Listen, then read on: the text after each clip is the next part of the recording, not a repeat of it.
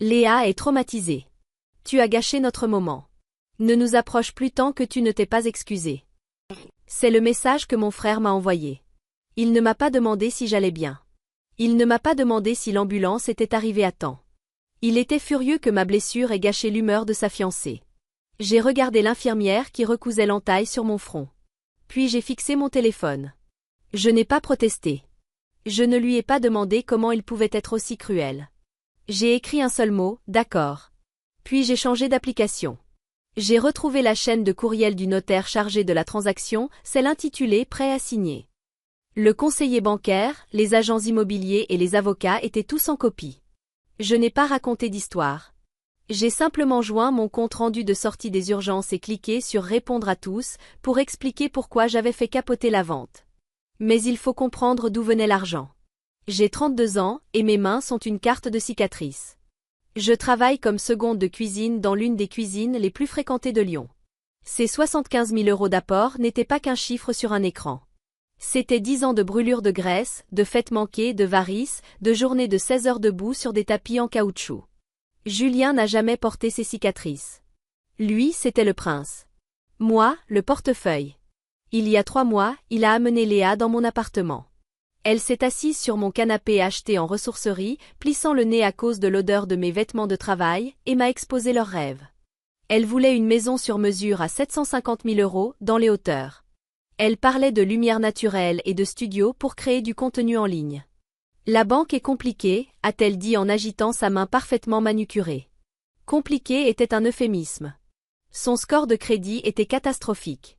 Elle avait plus de dettes chez Sephora que de revenus. Mais elle tenait Julien au creux de la main.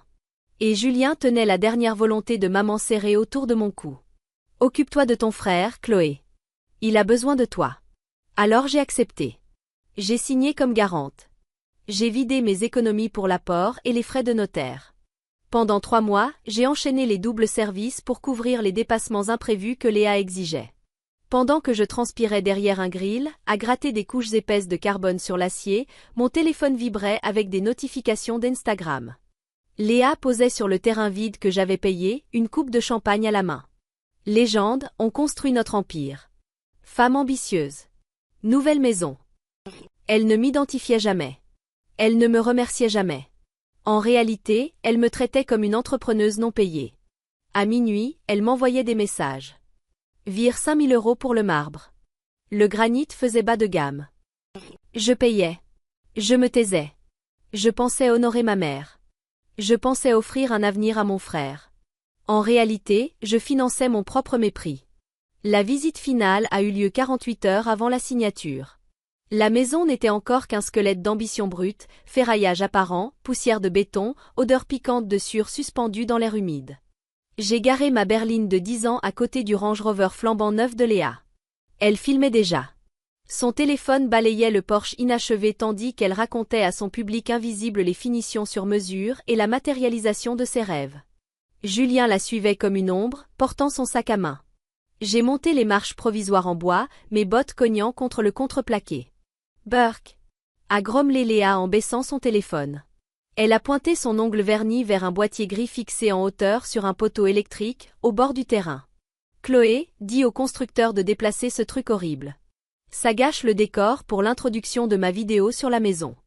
J'ai regardé le boîtier. La lumière rouge a clignoté. C'est une caméra anti-vol avec détecteur de mouvement. Le bois coûte cher. Les vols se font la nuit. Elle reste. Léa a levé les yeux au ciel. Personne ne regarde ces images de sécurité poussiéreuses, de toute façon. Elle nous a conduits vers la terrasse arrière, une dalle de béton encore fraîche, surplombant une pente boueuse. Elle s'est retournée vers moi. Un sourire éclatant et dangereux collé au visage. Bon, surprise. Elle a applaudi. J'ai demandé au constructeur d'ajouter l'option piscine à débordement. C'est juste 45 000 € de plus. On peut l'intégrer au prêt final, non? Mon estomac s'est noué. Léa, le prêt est déjà au maximum. J'ai payé les dépassements pour le marbre et les vitrages intelligents. Il n'y a pas 45 000 €. Alors fais un chèque. Elle a haussé les épaules en retirant une poussière imaginaire de sa veste de créatrice. Tu as des économies. C'était ma retraite. C'était tout. Il me reste 12 € sur mon compte jusqu'à la paix. La réponse est non. L'air entre nous s'est tendu comme un fil prêt à rompre. Le sourire de Léa a disparu. Elle s'est rapprochée, envahissant mon espace. Son parfum floral, cher et entêtant, m'a serré la gorge. Arrête de jouer les martyrs, Chloé. C'est pitoyable. Sa voix s'est faite sifflement, assez bas pour que Julien, à 3 mètres, n'entende peut-être pas la cruauté. Mais moi, j'ai entendu chaque syllabe. Regarde-toi, a-t-elle ricané en désignant mes vêtements de travail, mon chignon défait, mon visage fatigué. Tu as 32 ans. Tu es célibataire.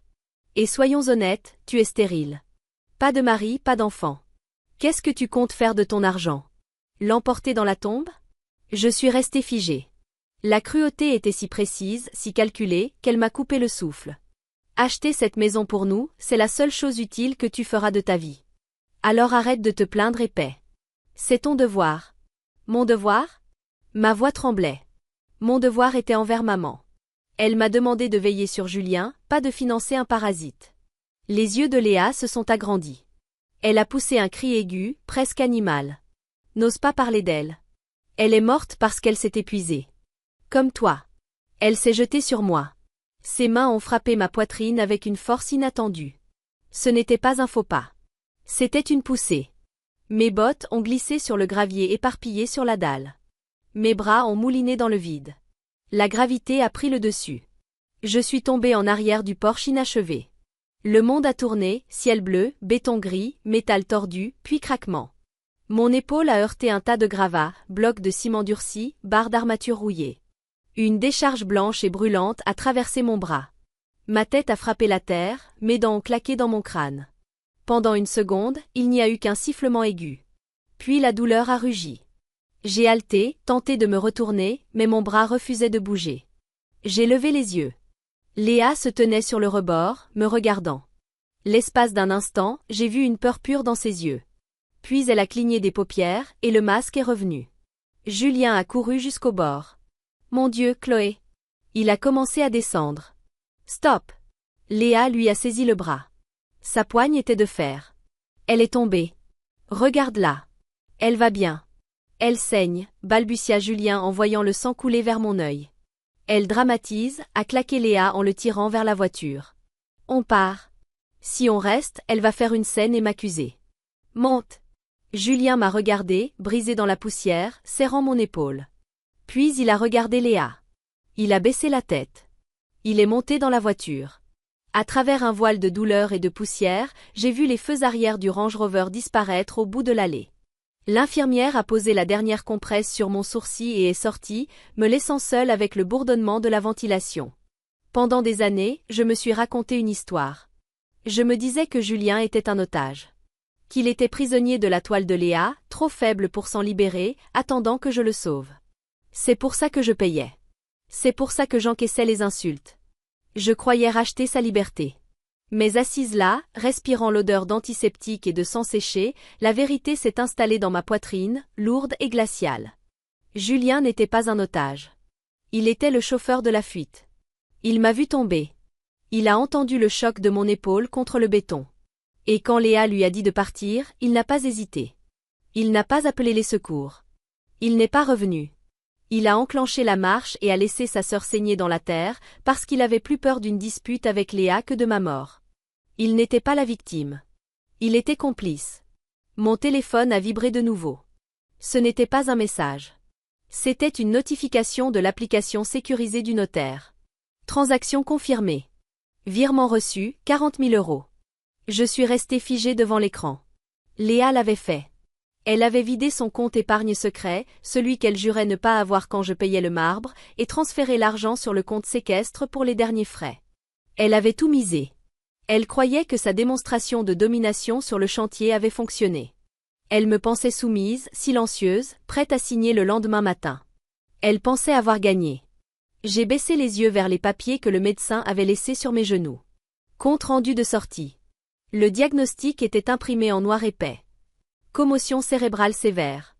Luxation acromioclaviculaire stade 3. Interdiction de port de charge, 0 kg. Statut professionnel, inapte. Durée estimée de récupération, 6 mois. Je suis seconde de cuisine. Si je ne peux pas soulever une poêle, je ne peux pas travailler. Si je ne travaille pas, je n'ai aucun revenu. Et dans le monde du crédit immobilier, cela s'appelle un changement défavorable majeur de situation. J'ai rouvert le brouillon commencé plus tôt. Objet, notification urgente de modification substantielle de situation financière. J'ai pris une photo du rapport médical avec ma main tremblante et je l'ai jointe. Je n'ai pas écrit de tirade émotive sur la trahison familiale. Je n'ai pas mentionné la poussée ni les insultes. J'ai écrit sobrement. Madame, monsieur. En tant que garante du prêt concernant le bien situé 12, chemin des Cimes, je suis légalement tenue de vous informer d'un changement soudain de ma situation financière.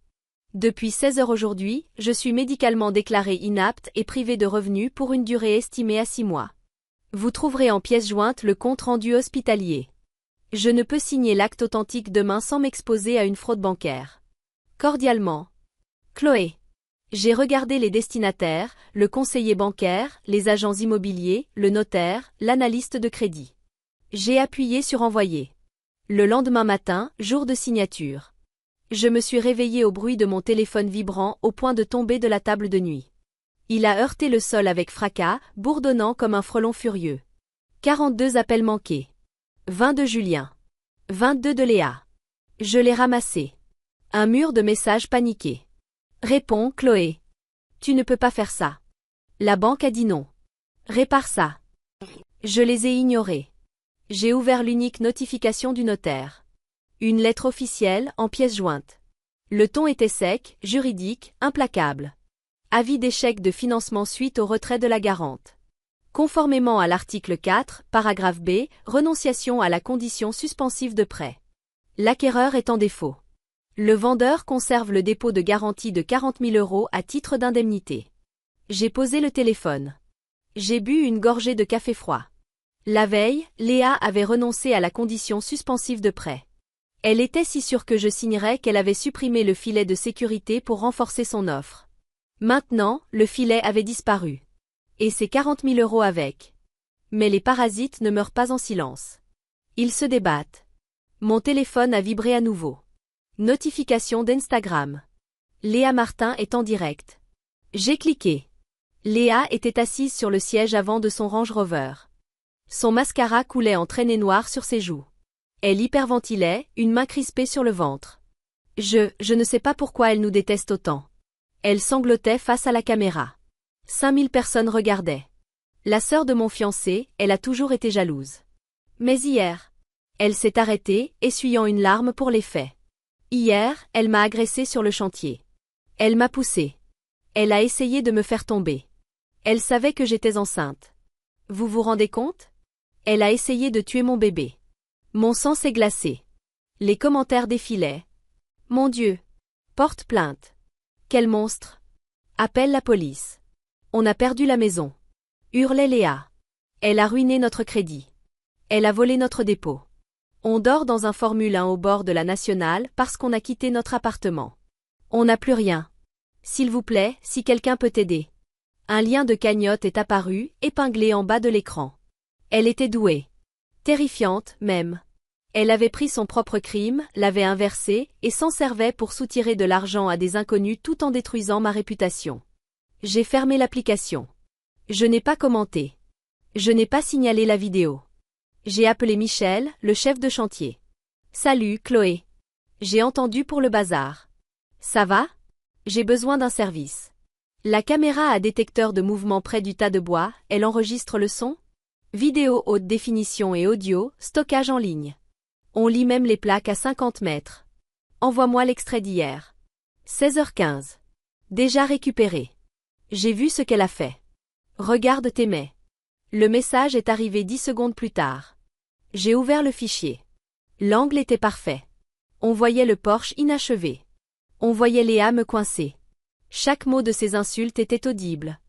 Acheter cette maison, c'est la seule chose utile que tu feras de ta vie. On voyait la pousser. On me voyait tomber. On voyait Léa attraper le bras de Julien et l'entraîner. Pendant que je restais immobile dans la terre. J'ai transféré la vidéo à l'inspecteur qui avait pris ma déposition à l'hôpital. Une seule ligne. Preuve pour le dossier numéro 49201, violence aggravée et fausse déclaration. 2 heures plus tard, une amie m'a envoyé une nouvelle vidéo.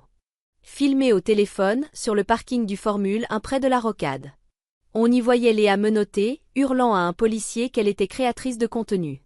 On y voyait Julien devant la chambre 104, un sac de plats à emporter à la main, la regardant être poussée à l'arrière d'une voiture de police. Il n'a pas couru vers elle. Il n'a pas protesté. Il a juste regardé. 3 semaines plus tard, le silence de mon nouvel appartement était si dense qu'on aurait pu le goûter. Ce n'était pas une villa de 750 000 € dans les hauteurs. C'était un studio de 38 mètres carrés au-dessus d'une boulangerie, dans le centre-ville. Le parquet grinçait. Le radiateur sifflait. La vue donnait sur un mur de briques. C'était parfait. Assise sur un tapis de yoga, je faisais lentement tourner mon épaule. Le mouvement restait raide, comme une charnière rouillée, mais l'éclair aveuglant de douleur avait disparu. Les points sur mon front avaient été retirés, laissant une ligne rose irrégulière perdue dans mes cheveux. Mon téléphone était posé au sol. J'ai ouvert mon application bancaire. Solde disponible, 82 400 €. L'apport. Les frais. L'épargne d'urgence. Tout était là. Chaque euro arraché à un grill pendant 10 ans avait retrouvé sa place. Léa n'avait pas touché un centime. En réalité, en perdant ses 40 000 € de dépôt au profit du vendeur, elle m'avait indirectement remboursé chaque option granite et chaque dîner hors de prix qu'elle m'avait extorqué. Le karma est un expert comptable judiciaire. Une notification est apparue sur l'application de ma sonnette connectée. Mouvement détecté à la porte d'entrée. J'ai ouvert la vidéo. Julien se tenait dans le couloir. Il avait l'air d'un fantôme. Les yeux creux. La veste froissée. Mal rasée. Il a levé le poing et frappé à la porte. « Chloé !» Sa voix grésillait dans le petit haut-parleur. « Je sais que tu es là. S'il te plaît. La caution de Léa est fixée à 10 000 €. On ne les a pas, maman ne voudrait pas ça. Elle ne voudrait pas qu'elle soit en cage. » Je l'ai observé sur l'écran. L'image pixelisée du frère que je portais sur mon dos. Je ne me suis pas levée. Je n'ai pas ouvert. Je n'ai pas crié. J'ai appuyé sur le bouton du micro. « Maman est morte, Julien », ai-je dit doucement. Et le distributeur est en panne. « Chloé, s'il te plaît. Elle est enceinte. » Non. L'inspecteur l'a confirmé lors de son examen médical en détention. Elle ment. Et toi, tu es seule. J'ai coupé la connexion. Puis j'ai ouvert sa fiche contact et j'ai bloqué son numéro. Je suis allée vers la cuisinière et je me suis servi une tasse de thé Earl Grey. La vapeur s'est élevée dans l'air immobile. J'ai bu une gorgée. Le silence n'avait jamais eu autant de valeur. La justice avance plus lentement qu'un virement bancaire, mais elle frappe tout aussi fort. 6 mois après la date de signature qui n'a jamais existé, j'étais assise au fond de la salle d'audience 3B. J'ai regardé Léa comparaître devant le juge Mercier. Elle ne portait ni lunettes de soleil de marque ni coupe de champagne.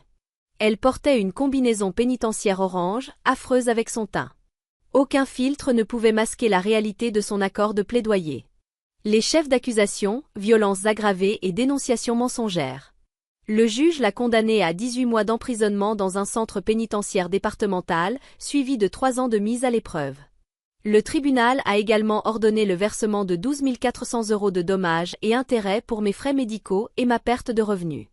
Mais la vraie peine n'était pas la prison. C'était le cratère financier qu'elle avait creusé elle-même. Le vendeur avait conservé légalement ses 40 000 € de dépôt, et ses frais d'avocat avaient achevé le peu de crédit qui lui restait. Léa Martin est entrée en détention avec un patrimoine estimé à 60 000 €. Sa voiture a été saisie. Sa réputation était devenue toxique. Lorsque l'huissier l'a conduite hors de la salle, elle s'est retournée vers le public. Elle ne me cherchait pas du regard. Elle cherchait Julien. Il était assis 2 rangs derrière moi, affaissé dans un costume bon marché qui flottait sur ses épaules. Il l'a regardé. Puis il a fixé le sol. Il n'a pas fait signe. Il n'a pas pleuré. Il est resté là, immobile, comme s'il attendait l'autorisation de partir. C'est la dernière fois que je les ai vus.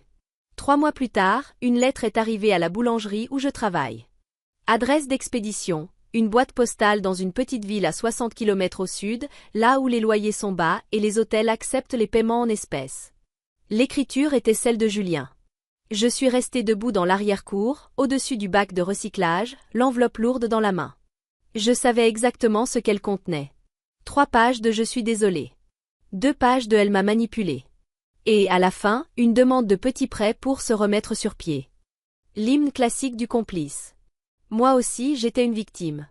Je ne l'ai pas ouverte. Je ne l'ai pas déchiré dans un accès de rage. Je ne l'ai pas brûlé dans une scène dramatique. Je l'ai simplement déposé dans la benne bleue, sur un tas de vieux sacs de farine. Puis je suis rentré préparer le levain. Ce soir-là, mon appartement n'était pas silencieux. Il était vivant. Sarah découpait des légumes au comptoir. Michel, le chef de chantier qui m'avait envoyé la vidéo, tentait de réparer mon robinet qui fuyait tout en racontant une blague catastrophique. Il y avait du vin sur la table. De la musique sortait de l'enceinte. Ces gens ne partagent pas mon ADN. Ils ne portent pas mon nom. Mais quand je suis tombée, Michel m'a envoyé la preuve. Quand je ne pouvais plus travailler, Sarah m'a apporté des courses sans rien demander. J'ai regardé la vapeur monter de la casserole. Les visages autour de moi. Des personnes qui m'aiment pour moi, pas pour ce que je peux leur acheter. Voici la vérité difficile que je dois partager. Si vous écoutez cette histoire et que vous avez ressenti de la rage quand Julien m'a regardé saigner, écoutez bien. On concentre souvent notre colère sur le méchant, l'aléa de nos vies, celle qui pousse, prend et détruit. Mais le méchant est facile à repérer. Il tient l'arme. La personne dangereuse, c'est le complice. Pendant 10 ans, je me suis dit que Julien était faible. Qu'il était un simple passager dans la voiture de Léa.